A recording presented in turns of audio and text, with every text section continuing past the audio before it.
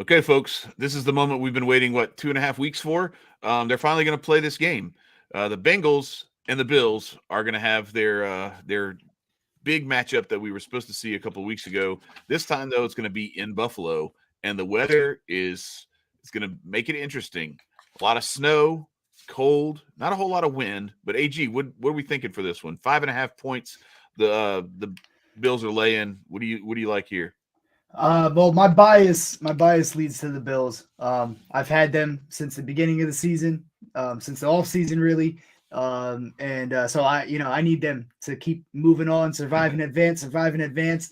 But this 5.5, I mean, it's scary. The Bills have not been playing well lately. Their defense has been kind of in shambles. They had a third stringer put up 31 against them last week, and that was with Tyreek Hill and Jalen Waddle, his top weapons, dropping passes left and right. Good God. So I'm a little worried because obviously Joe Burrow is a dog. Obviously, we got Jamar Chase, T. Higgins, Tyler Boyd. I mean, they're one of the best wide receiver trios in the league. So yeah, no, I mean, I'm definitely worried. And especially at that 5.5 number. If I had to pick a side here, I think I would go Bengals 5.5.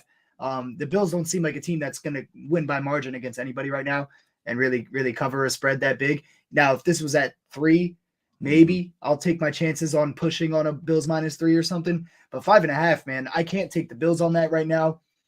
I don't know if I love the Bengals at it either, though. So it's a stay away on the spread for me. This, aside from the snow factor, this feels like an over game. But 48.5 is a little high, and with the snow factor now, it's coming down about 80% precipitation right now. I don't think it's snowing right now. They just showed Josh Allen and Joe Burrow talking on the TV. It doesn't look like it's snowing right now, but there is 80% chance of precipitation for the game, and it's definitely cold, like 35 degrees. Yeah. I don't think it should be too much of a factor, but 48.5, the books priced this pretty perfectly. Yeah. It's a tough one to call. Yeah, well, and specifically the guys who are going to be affected most by the weather are going to be the quarterbacks. And Burrow, growing up in Ohio, I don't think it's going to be a huge impact on him. He's kind of used to it, and he's been playing in Cincinnati for a couple of years now. Allen, who played his college ball at Wyoming and has been with the Bills for several years now, he's pretty accustomed to this Buffalo weather at this time of year. So I don't think it's going to really be a huge impact. Although I do think that there's something that we can maybe look at when it comes to the running game in this game. We're going to get that in a little bit. But what do you think? This is that game that everybody just kind of, we didn't know what was going on, what was going to happen. They ended up canceling the game and saying they weren't going to reschedule it a couple of weeks ago. Damar Hamlin, there's going to be a big sort of tribute to him and his recovery before the game. There's going to be a lot of emotion involved for both sides of this game. How do you think any of that plays into this? And does it really benefit one team or the other, do you think? I don't think it would necessarily benefit one team or the other. Obviously the fact that Damar Hamlin is okay and seeming to be on the right track in terms of like being fully okay and things like that, which is a blessing. And, we definitely got to be appreciative of that fact. Right. For sure. But because of that, it doesn't affect the Bills as much as it would if he was still, in the hospital struggling, things like that, where it's just like, that's constantly on your mind. Your brother is just, going through it.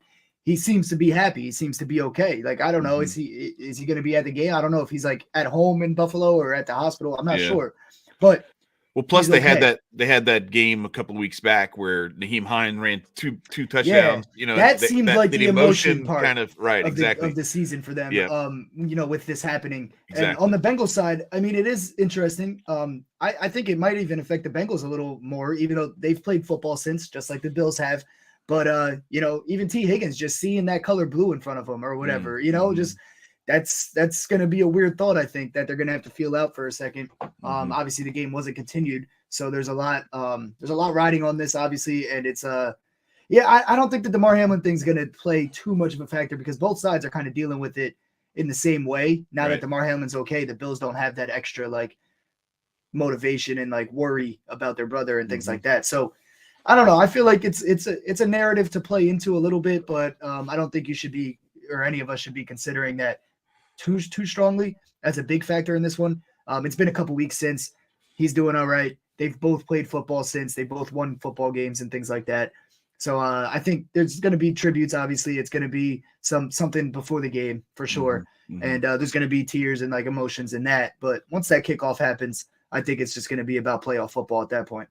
Yeah, for sure. And I think what we would tend to believe going into this game is that this is going to be a matchup of those two quarterbacks with those big arms and that stellar receiving core on both sides. And you're going to want to look at big passing numbers, explosive plays, all that good stuff. I got a little bit of a different take on this. This time of year, it's cold outside, nothing better than, a nice pot of chicken soup or something like that. Mama and grandma cooking in the kitchen, cooking and mixing. Cooking and mixing. I had to go to the well. And I had to look something up a little bit here. And I just saw, all right, anytime touchdown, Joe Mixon plus 140, James Cook plus 240 for a same game parlay total of 607. Now, if you wanted to, you could add some yardage to this. I got to be perfectly honest. I'm getting a little tired of getting hooked by some of these plays where on 1 yard or 2 yards. You get 1 yard or 2 yard, and you're even when we try to tone it down, they still are like, oh yeah, hold this, So they give you the 40 yards and then they take it away and then they give it to you again and then they take it away by the end of the game. I'm with Gabe Davis. That name of the 20 game, yarder. Name of the game. Yeah, man. Yeah, exactly. But I'm with you though. So actually I should probably reverse this. Let me switch. Let me put Mixon in second. So now there it is, cooking and mixing. We are in the kitchen, or mom and grandma are in the kitchen, cooking and mixing something very tasty. Wifey's in the kitchen. Wifey's in the kitchen, cooking and mixing while we're upstairs cooking and mixing on the channel here. True metaphor shit going on right now. Exactly. You want to know what Metaborder is all about? Man, join us on metaborder.com. We just had a great meeting actually, and dude, we got some big things coming. So you guys should check out metaborder.com. If you like the content here, you're gonna love the content there, because we go way deeper than sports and actually help you out with things in your life and things like that. But yeah, back to the sports, mixing and cooking and mixing. I love it. I love the parlay idea, especially with this precipitation issue. And I mean, not just that, but like Joe Mixon's a little bit due. It's been a while since he's scored, and they do like going to him when they're down there close to the end zone there.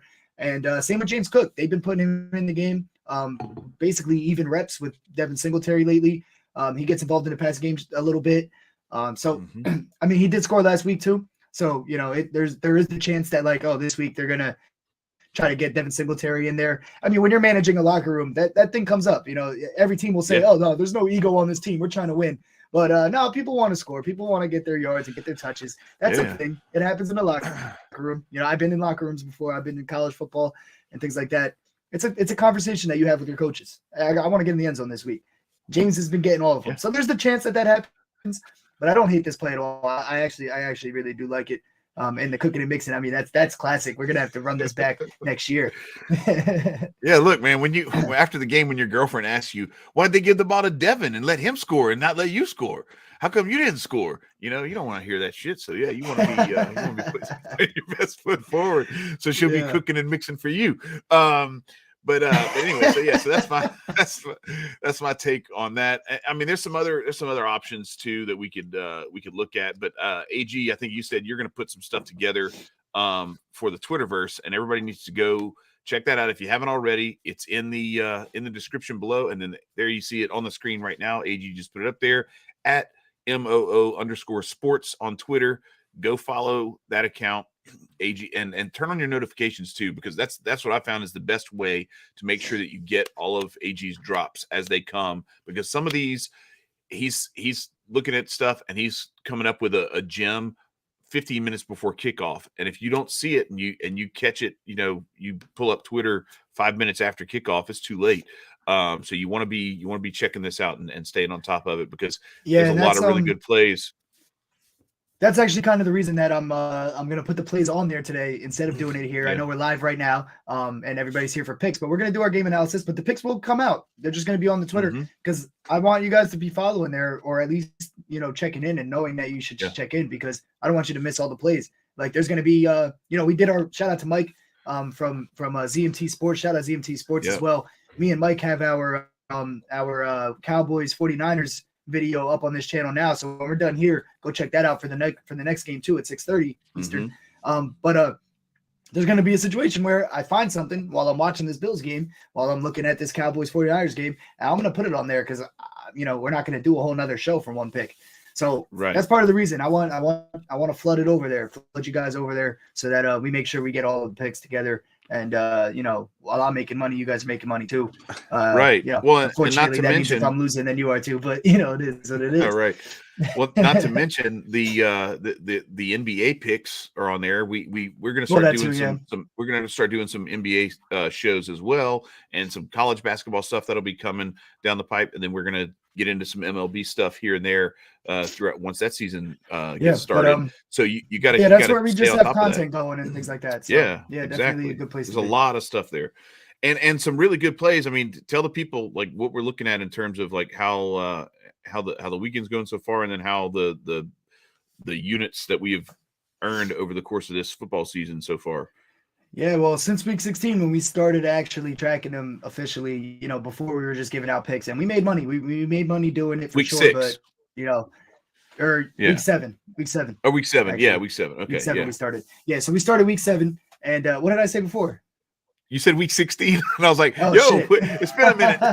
It's been a little bit longer than that. No, we started week 7 actually, yeah. And since week 7, we're up 63 units. We got, like Chad said, we missed by like a couple yards and a couple plays and stuff like that last night. So we actually lost 3 units in total last night out of like the 6 that we put up. But is what it is. Those days are going to happen. We're firing right back today. We're still up 63 units even with that. So that puts us at about 5 for the playoffs so far with wild card weekend and then yesterday. Right. So yeah, I mean, dude, 63 units in 14 weeks of football or whatever. Right. I'll take that. So yeah, we're just gonna keep trying to add to it. But yeah, a lot of those plays come out on the sports on the Moose Sports Twitter. So make sure you're following there. We'll get back into this game though. Here, if you want to pull the screen back up, there's definitely some more things we can talk about here in this game. So you're looking at the Buffalo defense, who's ranked 5th in the league right now in terms of rushing yards allowed, and the Bengals 29th in rushing yards that they get. They just don't put the ball on the ground. I mean, even when they do give Joe Mixon a bunch of carries, he gets stuffed. They have a couple offensive linemen that are out today as well. So that scares me away from this Bengals plus 5.5, even though the Bills, ever since Von Miller went down, they haven't been able to get a pass rush and things like that. And that's part of the reason that they've been playing a lot of close games, and the defense has not been performing as well as they were in the beginning of the season. But in this situation where you got a Bengals O-line who they kept promising us they were going to improve all season, right? They did try to make some moves and whatnot, but it hasn't been great for Burrow this year. He's been getting some pressure and things like that. And now you got 2 starters out for this big time matchup here in Buffalo with some possible wet field issues and things like that. I mean, that points in the Bills' favor. But you think, Chad? Do you think Joe Burrow is going to be able to attack that if they are going to pass rush on him? Where's he going? Jamar Chase, T. Higgins, Tyler Boyd back to the well, Hayden Hurst. Hayden Hurst. I think there's some options there that for a decent sized game from him, because there could be some of that check down, dump off type, and finding seams in the defense that where if they're really really focusing on those outside receivers to not get beat deep, that could be a way to go. Yeah, so I left out this part of my transition when I went to ask you, where the Bengals are going, but. What I was going to say also is that the Bills defense is 15th in passing yards. Obviously, that's the Bengals' bread and butter. They're 5th in the league. So that is like the Bills' weakness. And like I said, they haven't been able to get as much pressure. The only thing that pulls me a little bit off of that play is the fact that these 2 linemen are out today. So, that's worrisome. I kind of want to see how that goes before I even take a side here. And, this might be a situation where I live bet it instead. Okay. All right. So I started going in. I thought you were going to give us some Russian props or something. So you're looking at the line for not just that, but like, I mean, in using that, you can kind of look away from Joe Mixon in terms of yardage. They're not going to be using Joe Mixon is not going to be the bread and butter for them today. That's driving them down the field. He might be the one who gets the opportunity once they're down there which obviously we're hoping for our mixing and cooking parlay. But, I just think maybe staying away from him yardage wise because he's not going to be going nuts in this game. I don't think, at least. Yeah, Right. well, Tanya thinks the Bengals are going to win, so I don't know. Shout out to Tanya. Yes, indeed. Look, so I can see it, but I have a future in on the Bills since the offseason. So I am not. I mean, maybe I'll hedge myself. I might personally with my account, but I got to rock with my Bills until I'm wrong. I'm right until I'm wrong in this case. I'm with you though on I like the Bengals plus the 5.5 at the very least because I think this is going to be. If I had to pick one, I'm going there. Yeah, I'm going there. So pick one for sure. What I'm probably going to do is I'm actually probably going to take the 3.5 for the Cowboys against the 49ers, and then I'm going to actually tease the Bengals to 3.5 to get a little better boost on that. And I'm going to have like a parlay with those two at 3.5 because I already have a parlay that's live that is a chalk parlay that was just money lines for all the favorites this weekend because that's how I kind of felt this was going. But I could see a path to that still hitting me, still winning that bet, but then covering those spreads and winning both sides of it. So, and then it also hedges against the potential for that parlay being the chalk play losing. Yeah. The chalk. Yeah, exactly. 100%. And then on the flip side, I mean, Buffalo Bills, they're pretty balanced offensively, but they're balanced because Josh Allen runs a lot. You know what I mean? It's not necessarily a running game. It's just going off in terms of their running back room and whatnot. Every once in a while they will, like Devin Singletary's popped off some 70-yard games and stuff, but he's also had some 23-yard games. But they do rank top 10 in both passing yards and rushing yards. The Bengals defense, they've been doing pretty well against the run, top 7, but they're 23rd in passing yards allowed. So I don't know. This seems like a game that could potentially get away from the Bengals if that O-line is not able to protect Joe Burrow and Joe Burrow can't sling it and drive them down the field. Yeah. I don't know. I got to see how that's going to go before I can call it, No, I feel you. So I do want to say though, if you remember back to last year, Joe Burrow was playing with an offensive line that was just getting him killed throughout the playoffs and was getting him killed before the playoffs. Still took that team all the way to the Super Bowl. Just put him on his back. That dude's he's got a little dog in him. So like I kind of think that they're going to find a way. And I do want to say also, like I think Zach Taylor doesn't get enough credit for his ability to scheme up a way to really kind of plug those holes and shield those weaknesses from being really, really exposed.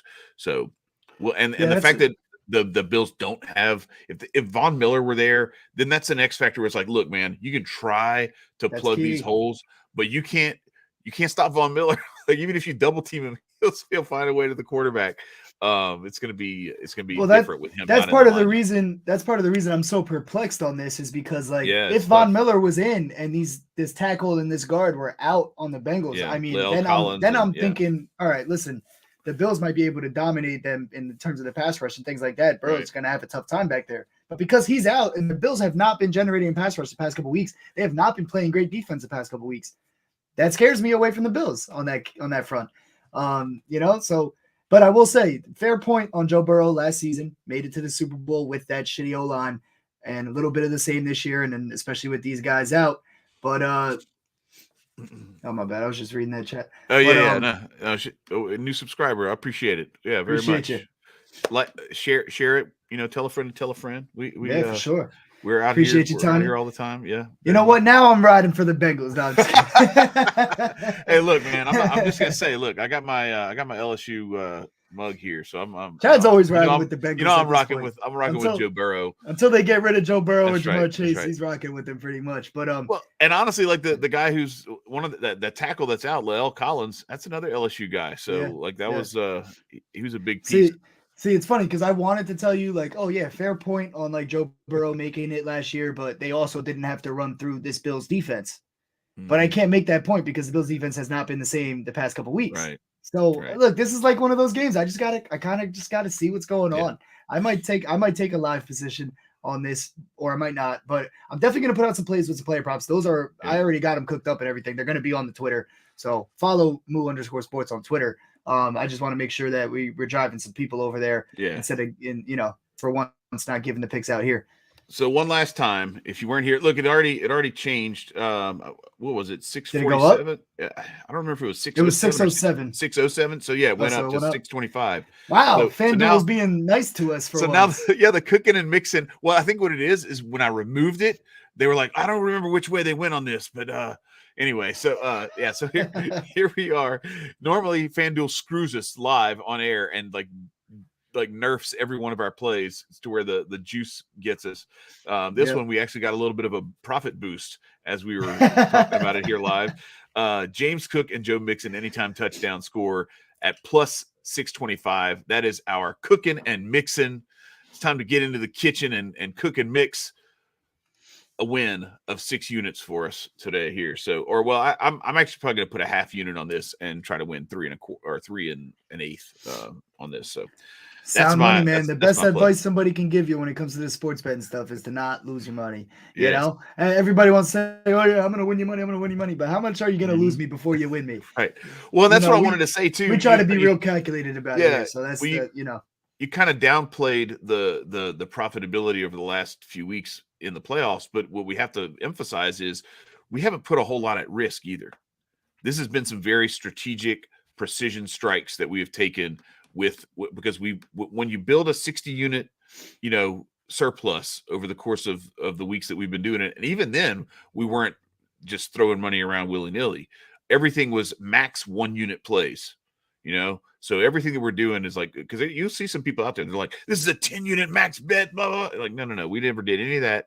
All this was some very precision strikes, built a bankroll of 60 plus units. That's a very good point. And then we have been just picking and choosing little spots to try to grow that a little bit, but we're in capital preservation mode right now, and so we want to keep your stack where it is and try to grow it incrementally as we go forward. Yeah, man. That's actually a great point, because imagine we were throwing 10 unit bangers out on on a couple of the ones that we did actually win too. Like, I mean, getting hate mail. Yeah, we'd be getting hate mail on some of the ones that don't win, where we get hooked by a yard or some shit. Yeah, but think about if we put 10 units on the Derrick Henry well a couple times or something, dude. We wouldn't be worried about anything. That Jamar Chase, Justin Jefferson play that one time. Oh my gosh, man. It ain't smart money though. It ain't smart money though. We'd be up 3,000 units right now. Yeah. Or down 3,000. Right. Well, yeah. I know, because those were like not on that, but I know what you mean. Those are big multipliers, so we would have only been up big, but yeah, I know, I feel you. So yeah, do like Tanya, subscribe to the channel if you haven't already. Tell a friend to tell a friend. Tell them to subscribe as well. And check us out. You see the Twitter there. Follow Moose Sports on Twitter at @MOO_sports on Twitter, and you'll get the live picks today as AG drops them. I got to run. I got to take my son to a basketball game, but I'll be watching the games live as well, and I'm looking forward to. What Chad meant to say is he's got to get the cement of order shit. That's right. What we're about here. That's right. But yo, Chad, real quick before we get out of here, who you got today officially? Officially, I like the Bills to win straight up. I like the 49ers to win straight up. I like the 49ers to actually cover the 3.5, and I like the Bengals to cover the 5.5 here.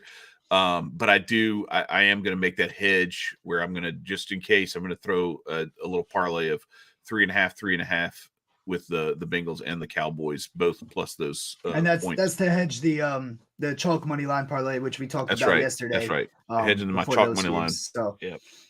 But yeah, so I'm on the same wave. I definitely have the Bills and I have the 49ers. I would lean same way as you. I'm actually probably going to take 49ers to cover their spread. I think that's too low against this Cowboys team. If Dak Prescott isn't balling out like he was the other night against the Bucks, they got no chance at covering that spread, I think. So and plus, look, if it comes down to a field goal, I don't know what type of mood Maher is in today.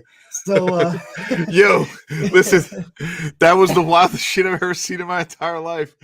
Oh my god! And shout out to John Ryan. He made the joke that he had a plus 50,000 bet on Maher missing 3. That was when it was only 3 PATs. Yeah, that's when I was like. Then he missed another. I was like, damn, what were your odds on 4? Could you imagine being the idiot who actually offered that on a book? Holy man. cow, man! You got Oh washed. no, they're putting it out now though. So I bet you they are now. I bet you they are now. Yeah, but it's super juiced on the Yeah, on the no. I'd actually it's be like, willing to go look at what the him going 3 for 3 or 4 for 4 he's would be. 43 for 45 in his career or something. I made up the numbers, but it's like Yeah. he's only missed like before that he's only missed like 3 or 4 his whole career or some shit.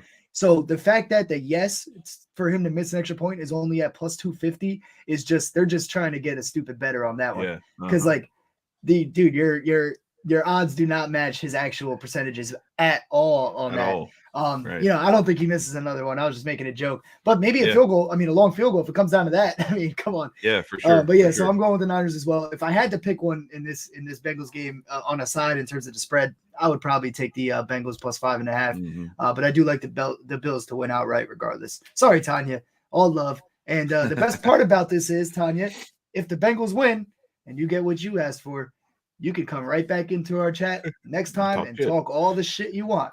That's right. We're all for the friendly banter. And my plus 3.5 bet still wins. So I'm good too. I'm all right. Shoot.